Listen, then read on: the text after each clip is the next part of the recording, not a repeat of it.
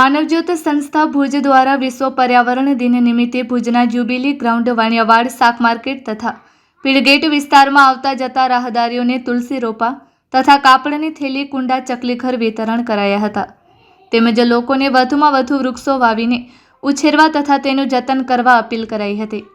માનવજ્યોતના પ્રબોધ મુનવરે જણાવ્યું હતું કે ગરમી અને તાપમાં થતો સખત વધારો માનવ સર્જિત છે.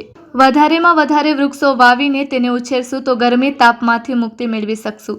વધુને વધુ વૃક્ષો વાવો, વરસાદ લાવોના નારાઓ બોલાવવામાં આવેલ. લોકજાગૃતિ રૂપે લોકોને વધુમાં વધુ વૃક્ષો વાવી તેને ઉછેરી તેનું જતન કરવા અપીલ કરવામાં આવેલ. માનવજ્યોતનું હરતું ફરતું વાહન શહેરના જુદા જુદા વિસ્તારોમાં ફરી વળ્યું હતું અને લોકોને નિઃશુલ્ક તુલસી રોપાઓનું વિતરણ કરવામાં આવેલ. કચ્છ જિલ્લા ભાજપ મંત્રી રાજેશ પલણ, લોહાણા મહિલા મંડળ ભુજના એડવાઇઝર મમતાબેન ઠક્કરની ઉપસ્થિતિમાં વિવિધ રોપાઓનું વિતરણ કરવામાં આવેલ. પ્રબોધ મુનવર, પૃથ્વીરાજસિંહ જાડેજા, સહદેવસિંહ જાડેજા તેમજ અરવિંદ ઠક્કર, આનંદ રાયસોની, ગોવિંદ પાટીદાર, કનૈયાલાલ અબોટી, નીતિન ઠક્કર, ભૂપેન્દ્ર બાબરિયા તેમજ રફીક બાવા, ભરતભાઈ વી સોનીએ જુદા જુદા વિસ્તારોમાં વિતરણ વ્યવસ્થા સંભાળી હતી. 5મી જૂન એટલે કે વિશ્વ પર્યાવરણ દિવસ માનવજ્યોત સંસ્થા ભુજ દ્વારા હર હંમેશ કેટલા વર્ષોથી, છેલ્લા ઘણા વર્ષોથી અમે લોકો આ પર્યાવરણ દિવસની ઉજવણી કરતા આવ્યા છીએ. એના ભાગરૂપે આજે ભુજના જ્યુબિલી ગ્રાઉન્ડ મથે રોપાઓનું નિઃશુલ્ક વિતરણ, સાથે સાથે કુંડા અને ચકલીઘરનું નિઃશુલ્ક વિતરણ અને કાપડની નિઃશુલ્ક વિતરણનો કાર્યક્રમ યોજવામાં આવ્યો છે. એમાં મોટી સંખ્યામાં લોકોએ લાભ લીધો છે. લોકોને અમારી એકમાત્ર અપીલ છે કે વધુમાં વધુ વૃક્ષો વાવો અને વરસાદ લાવો. આપણે જોઈએ છીએ કે આપણે જેટલા વૃક્ષો કાપીએ છીએ એટલા વાવતા નથી. તો આજના દિવસે લોકોને મારી નમ્ર પ્રાર્થના છે કે આપણે વધુમાં વધુ વૃક્ષો વાવીએ, વૃક્ષો ઉછેરીએ, વૃક્ષોને મોટા કરીએ. બસ એ જ આપણી આજે પર્યાવરણ દિવસની ઉજવણી છે. સિંહ જાડેજા, માનવજ્યોત પ્રમુખ. પર્યાવરણ દિવસ આજે આપણને ઉજવવો પડે છે, એ બહુ સારી વાત છે. પણ પર્યાવરણ દિવસ એટલે ભારતના દરેક નાગરિકે એ સમજવાની જરૂર છે કે આજે કાળઝાળ ગરમીની વાત કરી છે. પહેલાંના જમાનામાં કાળઝાળ ગરમી નથી. શું કામ?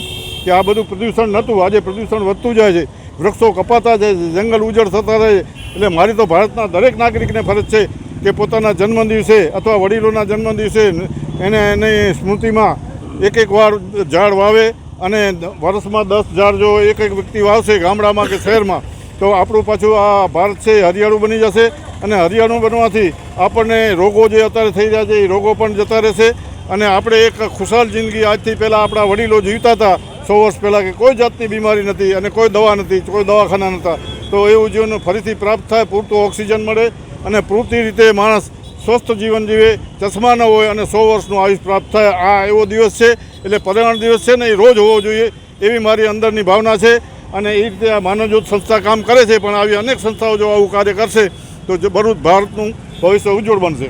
આજે વિશ્વ પર્યાવરણ દિવસ અને કચ્છમાં એક મોટી સંસ્થા કે વિવિધ સેવાકીય પ્રવૃત્તિ કરતી હોય, આજે વિશ્વ પર્યાવરણ દિવસે રોપાનું વિતરણ, પાણીના કુંડા અને ચકલીઘરનું વિતરણ, જે વર્ષોથી અમને પણ એમને કાર્ય સૂચવ્યું છે એવા એ કાર્ય, સાથે સાથે જબલા એટલે પ્લાસ્ટિકના જબલા બચાવવા માટે કાપડની થેલીનું વિતરણ, સાથે આપણે સૌ જાણીએ છીએ કાળઝાળ આવી ગરમી અને ગરમીમાં આવી ઠંડી સરસ મજાની જીરાવાળી છાશ, આ કાર્ય જે કરી રહી છે માનવજ્યોતના પ્રબોધભાઈ મુનવર અને ટીમને ખરેખર ખૂબ ખૂબ શુભેચ્છા.